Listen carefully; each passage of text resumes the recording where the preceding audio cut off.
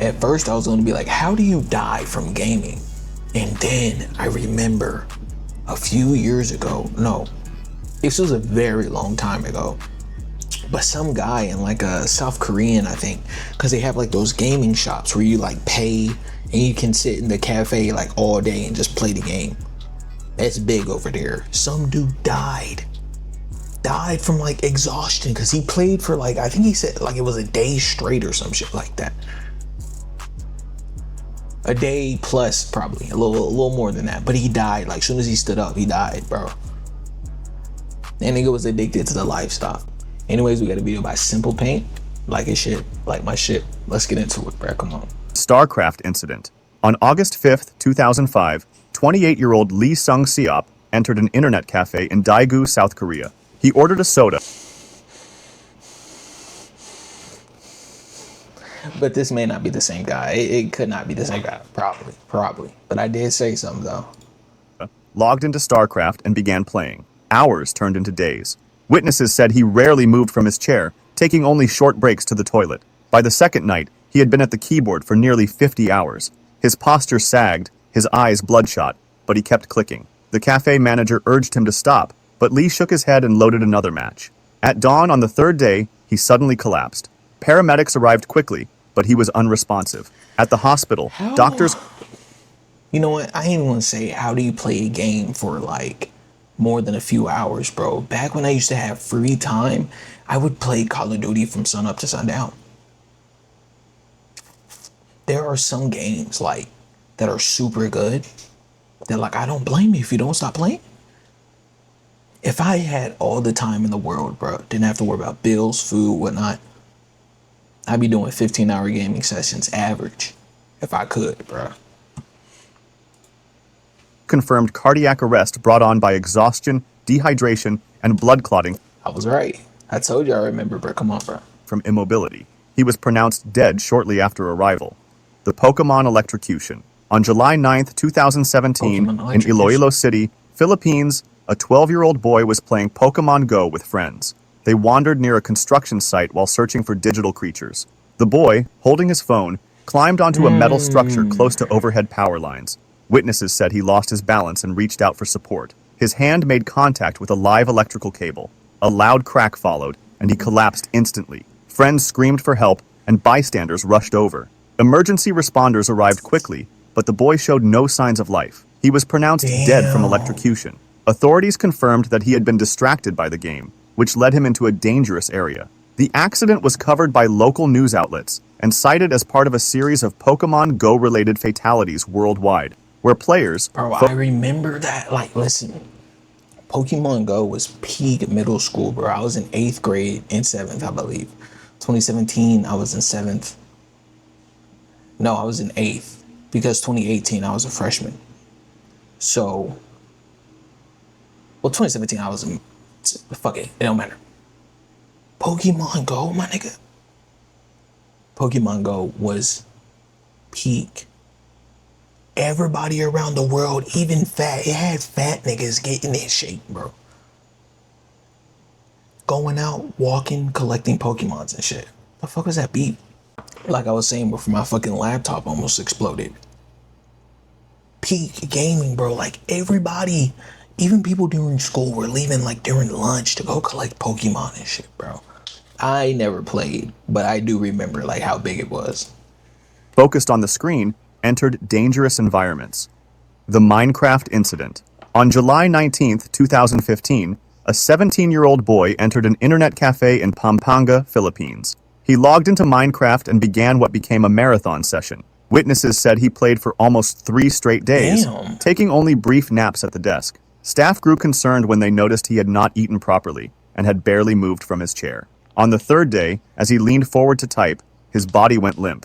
He collapsed onto the keyboard and did not get up again. Friends called for help, and staff attempted first aid. Paramedics arrived, but pronounced him dead at the scene. Local doctors later cited cardiac failure linked to severe exhaustion and dehydration after continuous gaming. The Call of Duty swatting. Imagine all this dying. This is a good point I'm about to make. Imagine these people dying, playing games straight while taking brief naps. Now imagine people working like this. 16-hour days every day just to get by, bro. Go home, take a shower, eat, go to sleep for about a few hours, like 4. Back up at it, 16 hours again. It's just crazy, ain't it? December 28th, 2017, two Call of Duty players in the United States got into an online argument over a $1.50 wagered match. One player, Casey Viner, asked another, Tyler Barris, to swat his opponent by calling police to his address. Barris dialed 911 in Los Angeles and reported a fake hostage situation in Wichita, Kansas. The address he gave was not his rival's, but belonged to 28-year-old Andrew Finch, who had no connection to the dispute. Police surrounded Finch's home. When he opened the door, officers ordered him to raise his hands. Confused, he moved slightly, and an officer fired a single shot. Damn. Finch was killed instantly in front of his family. The case shocked the gaming world. Barris was later sentenced to 20 years in prison, while Viner received a shorter sentence. The Wii Fit incident. On December 28, 2009, 25-year-old Tim Eves from Sittingbourne, Kent, received a Nintendo Wii Fit as a Christmas present. Excited to try it, he began using the console's fitness programs on Boxing Day. Family members later reported that he exercised intensely for several hours with the balance board and aerobic mini-games. That evening, after finishing a workout, he complained of chest pains and shortness of breath. His mother urged him to rest. Minutes later, he collapsed in the living room. What happened? Paramedics were called immediately. Despite resuscitation attempts, he was declared dead at the scene. An inquest found that Tim had suffered a sudden cardiac arrhythmia. Though rare, doctors noted that strenuous physical activity can sometimes trigger fatal heart irregularities in young adults. Damn. The case was widely reported in the UK as the first known death linked to Wii Fit activity. The Counter-Strike incident. On February 26, 2010, in Chongqing, China, two men in their 20s sat in an internet cafe playing Counter-Strike. They began to argue over strategy and insults in the game. Witnesses said the argument grew heated, with both shouting loud enough to attract attention across the room. One man stood up and pushed the other. Staff intervened and briefly separated them, but the fight continued outside the cafe. The aggressor grabbed a knife and stabbed his opponent multiple times in the chest and abdomen. Bystanders called for help, but the victim... The game can never get this serious for me, bro. Like, we gotta see the bigger picture here. So what if you're super fucking mad, bruh? You kill someone over a game. You'll never be able to play that game again because you'll be sitting in prison for the rest of your fucking life. Remember those dudes a few years back who killed other people at the drive-thru for a chicken's Popeye sandwich? They don't even get to eat that food. They don't even get to eat no food. Only ramen noodles and whatever slop the prison serves, bro. Like, do you realize they're sitting there every day thinking about that shit? Wishing they had that moment back again? Stop letting your emotions cloud your judgment, bro. On some Master Yoda shit, bro. Word from the wise, my nigga. Collapsed on the pavement before paramedics arrived. He was pronounced dead at the scene. Police quickly arrested the attacker, who admitted to losing his temper during the argument. The killing was widely reported in Chinese media as another example of internet cafe disputes turning deadly. Local authorities used the case to highlight the growing problem of violence connected to online gaming in public spaces. The GTA incident. On August 3, 2008, in Bangkok, Thailand, 18-year-old high school student Paul Wat Chino hailed a taxi late at night. When they reached his destination, instead of paying, he pulled a knife and attacked the 54-year-old driver. He stabbed him multiple times before dragging the body from the car and attempting to drive away. Witnesses quickly alerted police, who intercepted him only minutes later. He confessed that he had been playing Grand Theft Auto and wanted to know what it felt like to hijack a car in real life. Investigators said he showed no signs of intoxication or mental illness, only fixation on the game. The teenager was charged with murder and robbery. He was convicted and sentenced to life imprisonment. Good. Thai authorities responded by temporarily pulling copies of Grand Theft Auto 4 from store shelves, citing the killing as evidence of dangerous influence. The crime received international coverage and became one of the first game-inspired homicides. The VR incident. On December 21, 2017, a 44-year-old man in Moscow, Russia, was at home using a virtual reality headset. He moved through his apartment while immersed in the game, unaware of obstacles around him. Investigators later determined that he stumbled while playing and crashed directly into a glass table. The impact shattered the surface, slicing deep into his body. Alone in the apartment, he was unable to call for help. Neighbors reported hearing a loud crash, but did not enter. Hours later, family members found him lying in the living room surrounded by broken glass. He had bled to death from severe wounds to his head and neck. Moscow authorities confirmed the accident, noting that it was one of the first recorded cases of a fatality linked directly to the use of a VR headset. The unusual circumstances attracted international attention, with headlines highlighting the hidden dangers of playing immersive games in unsafe environments. The World of Warcraft incident. On February 1st, 2007, a 26-year-old man walked into an internet cafe in Guangzhou, China. He sat down, opened World of Warcraft, and began to play.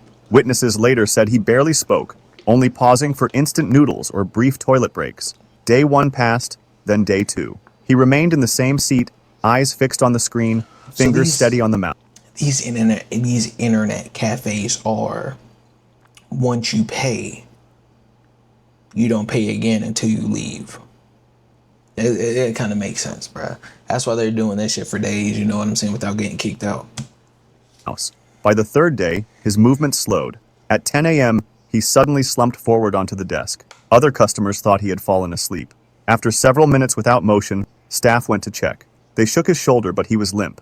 An ambulance was called. When paramedics arrived, he showed no pulse. Doctors at the nearest hospital declared him dead, citing cardiac arrest linked to extreme exhaustion and dehydration after 3 days of continuous gaming. The Halo incident. On October 20th, 2007, in Wellington, Ohio, 16-year-old Daniel Petrick argued with his parents after they confiscated his copy of Halo 3. They had locked the game in a safe, believing he had become dangerously addicted. While they were out, Daniel discovered where the key was hidden and retrieved both the game and his father's pistol. When his parents returned, he confronted them in the living room. He asked them to close their eyes, saying he had a surprise. Instead, he raised the pistol and fired. His mother, Susan, was killed instantly. His father, Mark, was shot in the head, but survived. Daniel attempted to frame his father by placing the gun in his hand. Paramedics arrived quickly and saved him. Daniel was arrested and later sentenced to 23 years to life in prison. The case shocked the United States, raising questions about violent video games and teenage obsession. The Pokemon cliff. Halo 3 made him do that shit, though. Halo 3 is a masterpiece, bro. I get getting the game, but killing your mom. On September 7th, 2016. Masterpiece. Master Chief. Two men in Tokushima Prefecture, Japan, were playing Pokemon Go along a coastal path. The mobile game, which used GPS and augmented reality, had become a global sensation only weeks earlier. Players often followed the app into unfamiliar areas while chasing virtual creatures. That afternoon, the men, aged 21 and 22, walked together while staring at their phones. The trail narrowed near a steep drop overlooking the sea. Focused on the screen, they failed to notice the edge. Both fell from a height of more than 65 feet. So who do you blame for that Pokemon Go devs, bruh? Because GPS and shit, shouldn't it not put Pokemon near, like, cliffs and roofs and unsafe locations? I could be wrong, but can't they get sued for that? Emergency responders were called immediately by nearby witnesses. One of the men was found alive but badly injured. The other was discovered at the base of the cliff, unresponsive. He was declared dead at the hospital a short time later. Japanese authorities urged players to pay more attention to their surroundings, and the case received wide coverage in national and international media. The League of Legends incident. On November 14, 2012, a 23-year-old man entered an internet cafe in Wuhan, China. He sat at a terminal, logged into League of Legends, and began Does America have any internet cafes? Does America have any internet cafes, bro? That's what I want to know. I haven't heard or seen of one. Play. Staff said he had been a regular customer, sometimes staying for long sessions, but this time he remained in his seat for nearly... you got the library. We used to go to the library and shit, bro. Get like a little library card, bro. Go in there and play Roblox on the computer until it closed, bro. I remember them days, bro. Oh, I remember them days. 23 hours without pause. Other patrons noticed him shifting uncomfortably, rubbing his chest, but he kept on playing. As the morning turned into afternoon, his body weakened. At 3 p.m., he suddenly slumped back in his chair. His arms fell to his side, the mouse slipped from his hand. The attendant rushed over, calling his name, but he was unresponsive. Paramedics were summoned immediately. By the time they arrived, his pulse was faint and irregular. He was transported to a nearby hospital, where doctors attempted to resuscitate him. He was declared dead shortly Cardiac after. arrest from exhaustion. Medical staff attributed the death to cardiac arrest brought on by fatigue, dehydration, and prolonged immobility. It was one of several such incidents reported in China during that period. The Lineage 2 incident. Lineage? On March Hell 29, is that? 2005 in Shanghai, two friends, Qiu Chengwei and Zhu Kaoyuan, Chengwei? played the online game Lineage 2. Qiu loaned Zhu a powerful virtual sword, the Dragon Saber. Weeks later, Zhu sold it for 7,200 yuan without permission. Damn. Furious, Qiu demanded its return. When Zhu refused, Qiu reported the theft to police.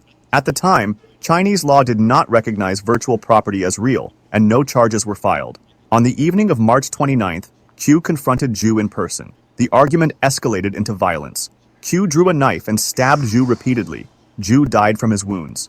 Qiu was arrested at the scene. In June 2005, he was convicted of murder and sentenced to life imprisonment with bro. the possibility of parole. And he's still there.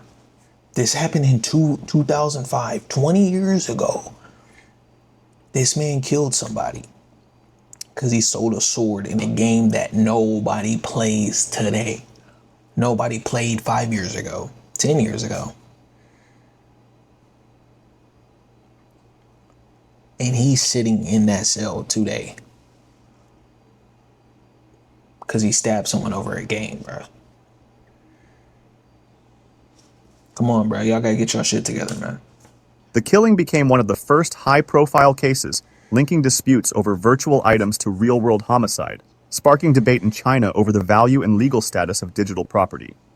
The Pokemon Train. On August 23, 2016, in Tokushima Prefecture, Japan, a 39-year-old truck driver was driving on a rural road while playing Pokemon Go. What the fuck, Distracted man? by the game, he failed to see two women crossing at a railway intersection. The truck struck both pedestrians. One woman, aged 72, died instantly. The second, aged 60, was rushed to hospital with critical injuries and died shortly afterward. Witnesses said the driver never braked before impact. Police arrested the man at the scene. He admitted he had been playing Pokemon Go behind the wheel. Prosecutors charged him with dangerous driving resulting in death. The case made national headlines in Japan, where the government had already issued public... I've been driving for a little over 2 years now.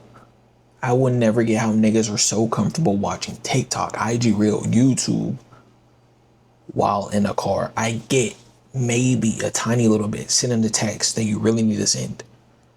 But I do not use my phone at all while driving, other than to change music or send a quick text. Or if my car plays acting up. Playing a fucking game, my nigga? What the fuck?